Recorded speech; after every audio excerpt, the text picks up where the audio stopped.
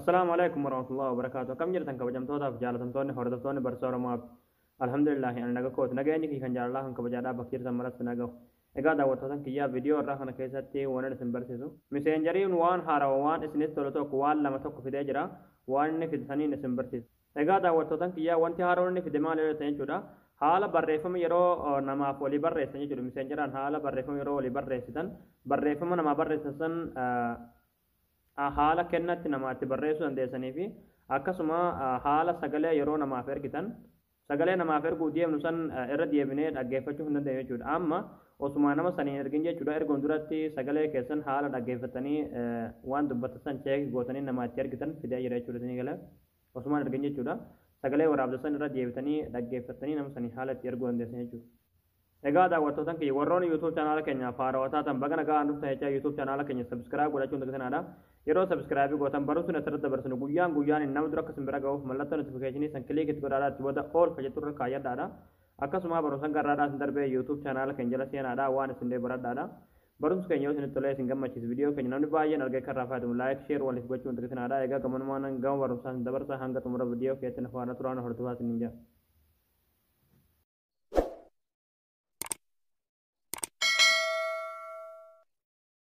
Hayyee daawwattoota kiyyaa wanti haaroon meseenjeriin isiniif fidee waa lama jechuudha akkuma isiniin jedhe irra galee isin agarsiisuti.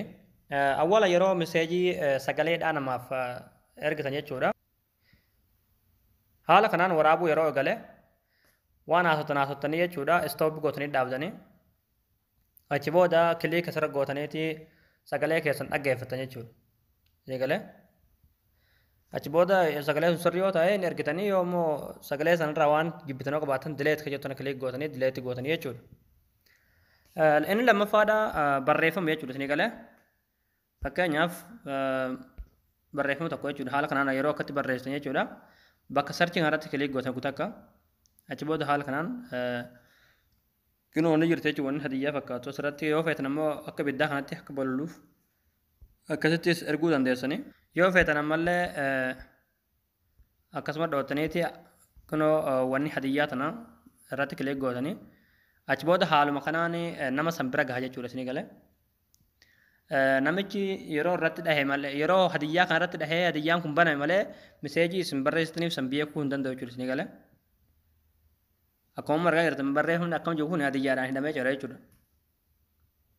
isin galuu jirame namichi yeroo wanni kanarratti kilik godhe haala kanaan irraa isheesmoo barreeffama barraa'eef san jalatti argaa jechuudha. Isin galee.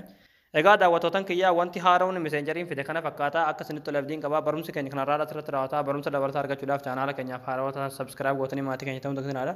Viidiyoo keenya like share waliif gochuun daggatinaadha barumsa birootti nagaa walitti deebinutti waan hordoftaniif galatooma.